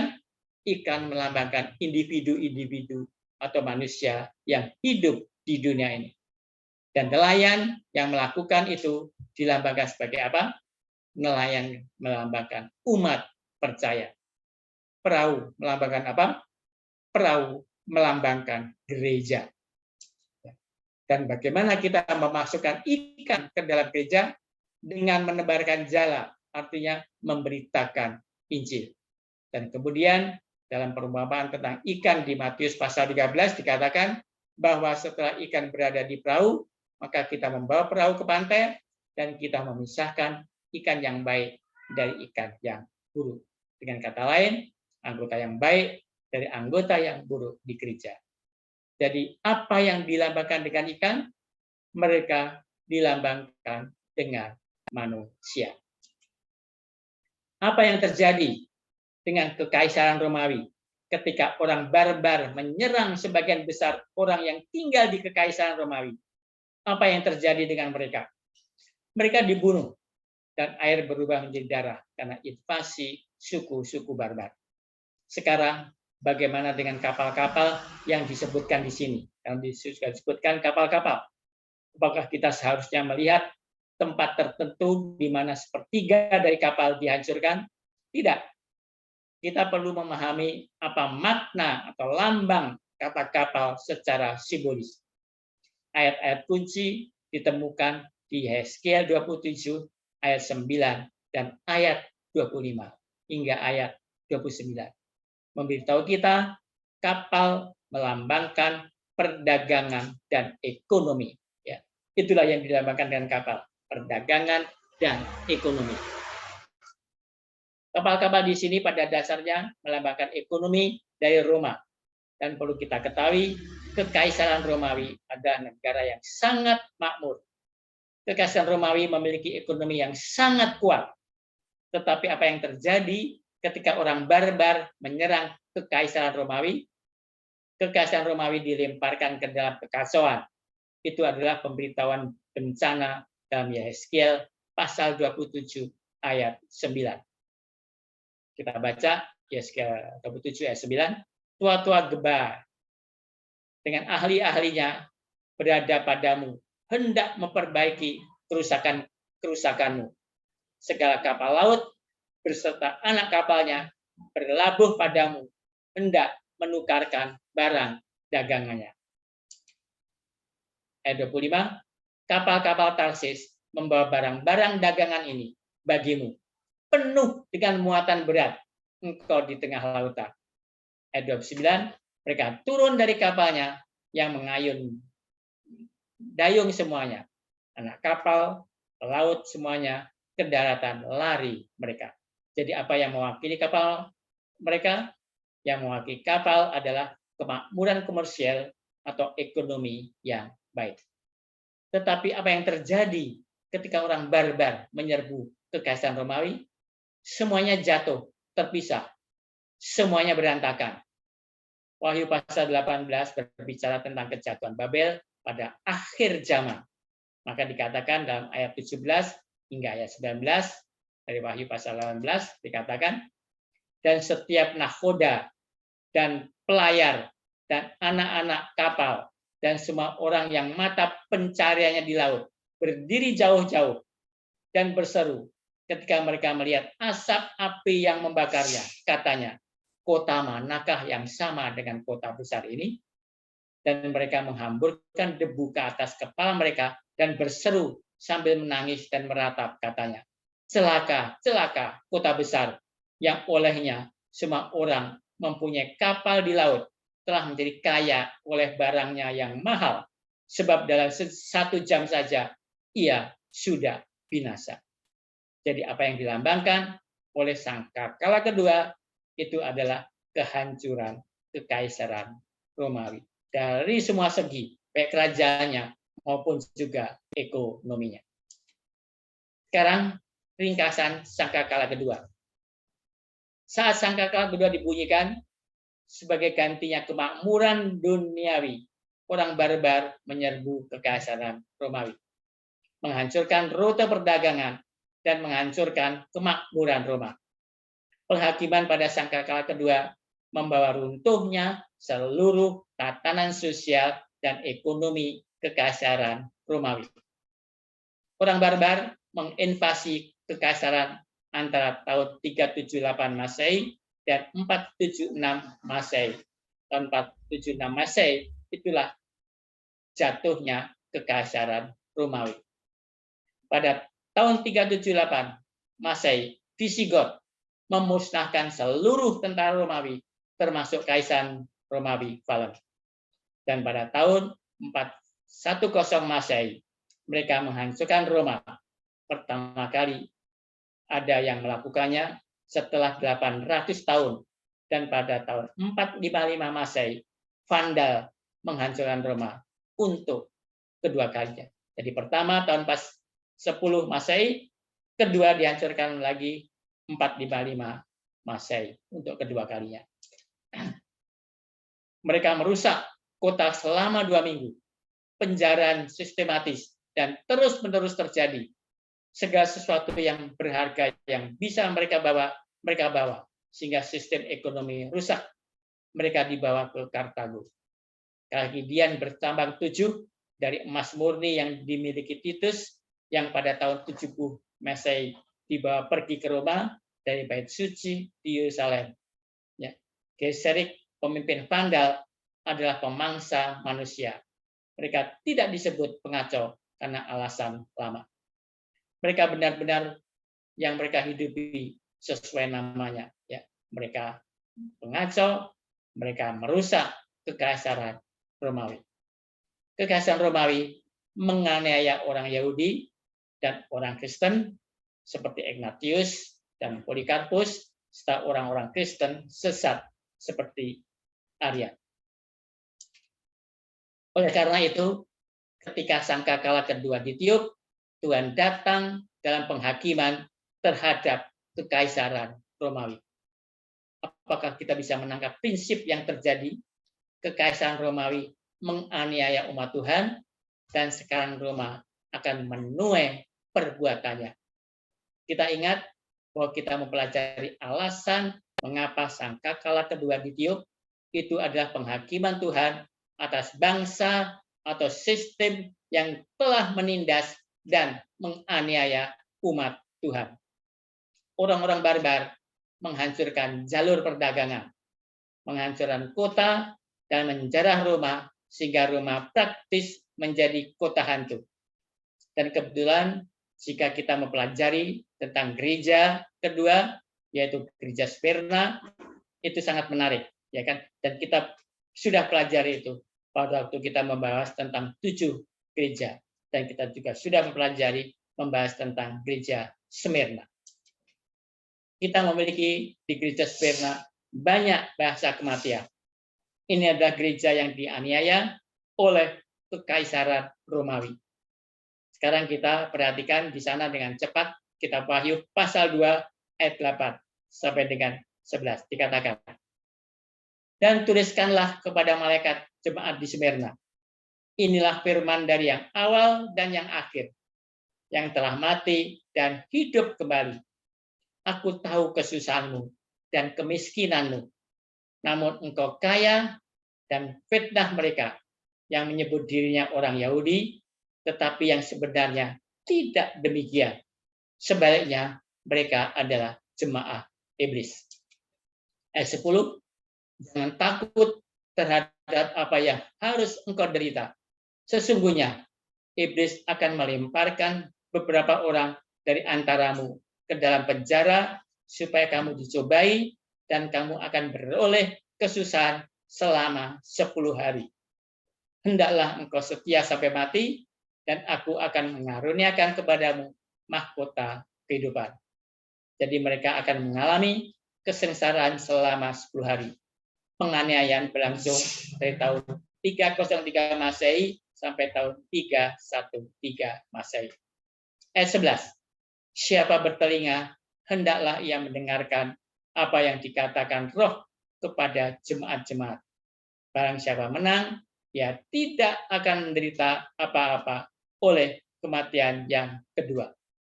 Apa arti Smyrna? Nama Smyrna berarti kegembiraan, pahit dan manis. Apa kita tahu mur? Untuk apa mur? Di Kekaisaran Romawi digunakan untuk membalsem orang mati. Jadi gereja kedua adalah gereja yang menderita kesengsaraan dan penganiayaan, di penjara, dan banyak kematian. Tapi apa yang Yesus katakan kepada mereka? Jangan takut. Menderita kematian pertama tidak masalah. Jika kita setia, tidak akan menderita kematian kedua. Jadi pada dasarnya, sangkakala kedua adalah karena Kekaisaran Romawi menganiaya orang-orang Kristen.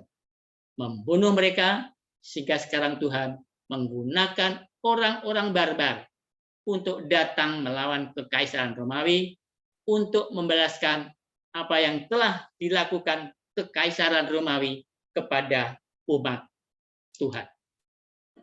Jadi kita telah membahas sangkakala pertama dan sangkakala kedua. Sangkakala pertama adalah kejatuhan kota Yerusalem dan hancurnya bait suci di Yerusalem oleh Kekaisaran Romawi. Karena umat Tuhan, yaitu orang Yahudi, telah menyalibkan Yesus dan menganiaya orang-orang Kristen. Sangkakala kedua adalah jatuhnya Kekaisaran Romawi. Karena Kekaisaran Romawi telah menganiaya umat Tuhan dan orang-orang Kristen. Dan selanjutnya nanti sahabat, mungkin 2 sahabat lagi, ya kan? Karena sahabat depan ada apa? Mungkin tidak bisa karena mungkin semuanya sibuk, adanya perpisahan data Eski. Jadi mungkin sahabat depan kita akan tidak adakan dulu seminar ini, tapi mungkin berikutnya nanti akan kita lanjutkan dengan sangkakala ketiga. Jadi itulah apa yang telah kita bahas sangkakala kedua, dan mungkin 2 sahabat selanjutnya kita akan bahas tentang sangkakala ketiga. Baiklah, sebelum saya tutup, sebelum tanya jawab, saya akan berdoa dulu. Tuhan, Bapa kami yang bertata di dalam surga, kami ucapkan puji terima kasih Tuhan atas pembimbingan Tuhan. Kami telah menyelesaikan pembahasan tentang sangkakala kedua. Kiranya Tuhan, pembahasan ini kami bisa mengerti, dan semua itu akan lebih menguatkan kami dan mempersiapkan kami di dalam menanti Yesus yang kedua kali. Kami menyadari Tuhan akan terjadi kesalahan yang akan menimpa umat-umat Tuhan. Kami percaya Tuhan akan selalu melindungi kami. Dengan demikian kami semua akan terhindar dari kesesakan itu. Dan apabila kami tidak bisa menghindarkan Tuhan, kira Tuhan akan selalu menolong kami, sehingga kami akan selalu didapatkan setia pada Yesus datang dua kali. Terima kasih Tuhan telah mendengarkan doa kami.